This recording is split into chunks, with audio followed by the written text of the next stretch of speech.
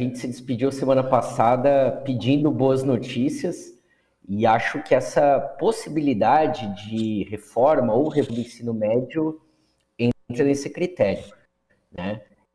Infelizmente, a minha opinião não vai agradar muita gente, mas esse é um tema que é caro para o governo petista, porque ainda que ele tenha sido aprovado, apresentado já no governo Michel Temer, ele foi gestado no Ministério da Educação ainda sob a batuta do Aloysio Mercadante, e ele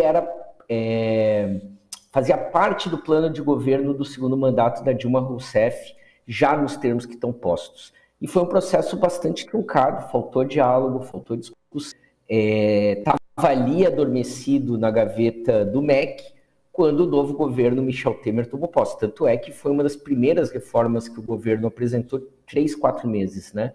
Então, uma reforma desse porte, ela não é feita da noite por dia, por isso eu quero insistir que, infelizmente, foi gestado de forma muito equilibrada, com pouco diálogo nesse segundo mandato do governo de Educação.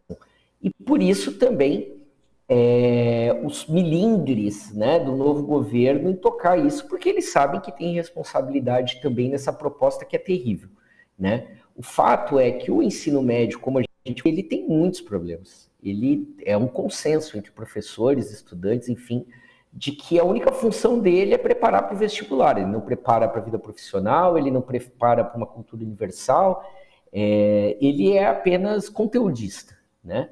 E, infelizmente, se colocou uma proposta ali que, no fundo, tenta aviar a vida do estudante brasileiro, ou seja, fazer uma balização tosca de maneira que o pobre não tenha que sonhar com a universidade e se contente com qualquer regulação. Mas pior do que isso, ele já trazia em 2016 a uberização dos professores.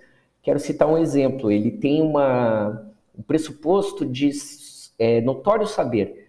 Então, se você pode trazer o seu vizinho militar que foi vestir o pijama depois do fim da ditadura para vir dar aula de história, supostamente ele tem notório saber reconhecido pela vizinhança sobre esse tema, etc.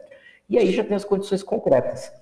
Essa semana, o governo do Rio Grande do Sul, o governador Eduardo Leite, abriu um edital para a contratação de novas vagas para o magistério, uma demanda antiga, represada, e surpresa, nenhuma vaga do estado do Rio Grande do Sul para professora de história. Por quê? Porque a participação dessa área histórica, social, filosófica ficou diminuidíssima. Basicamente, o novo ensino médio matemática, português e engabelação, né? Tem o tal dos itinerários pedagógicos que dão a ideia como funciona na Inglaterra, de que o estudante, a partir de um determinado momento, vai escolher disciplinas que permitam já o que é a sua vocação profissional, mas a vida real é que não tem infraestrutura e nem corpo docente para atender esses desejos dos educandos, que no final das contas vão ter que se contentar com o que a escola tem a oferecer. Então, o ideal mesmo seria nós termos uma revogação do ensino médio e iniciarmos do zero. É notável que o Ministério faça, né, a consulta, audiências, etc., mas não basta só ouvir, tem que tomar medidas mais concretas. O empecilho, só para a gente fechar essa parte, Conde, é que a reforma do ensino médio virou lei e foi aprovada pelo Congresso. Então não cabe mais ao MEC revogar. Esse também por isso, talvez novas diretrizes, outros mecanismos tenham que ajustar isso daí, mas certamente ainda vai levar um tempo para a gente desfazer esse Frankenstein que ficou aí para a educação brasileira e que de fato não contribui em nada para o nosso projeto de emancipação humana ou de país, etc. Agora, muito importante você lembrar, e muito rapidamente, se você puder comentar um pouco mais sobre isso, essa reforma do ensino médio foi gestada na gestão do Aloysio Mercadante. É isso, né? Foi discutido ali, e os pontos principais foram postos ali, ou o governo Temer deturpou e puxou essa reforma para um outro lado? Olha, infelizmente, né, contra a realidade, contra os fatos, não tem argumentos. A proposta do governo Temer era a proposta do segundo mandato do governo Dilma.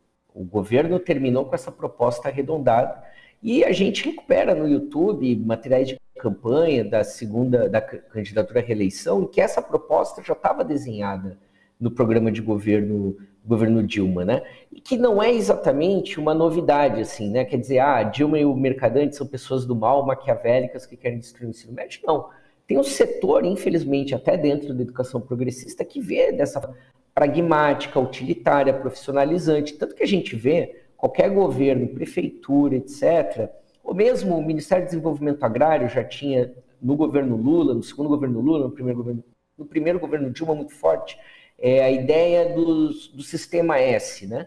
Por que o sistema S, que é público, mas é administrado de forma privada e pouco devolve ao público, é tão insensato, né? É tão insensado?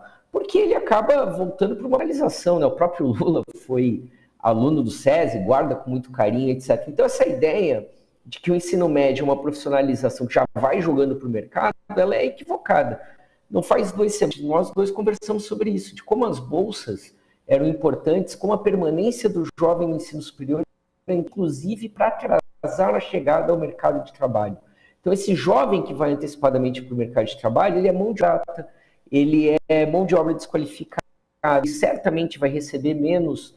Então, vai na contramão, inclusive, do próprio projeto do terceiro mandato. Porque, veja, a gente tem insistido muito que o Fernando Haddad tem proposto uma reindustrialização a partir da economia verde, ou seja, tecnologia limpa. O que ele quer dizer? Nós não vamos implementar no Brasil uma industrialização dos anos 2000, voltar 20 anos atrás, como foram todos os projetos. Nós vamos comprar tecnologia de segunda mão que o primeiro mundo não usa mais.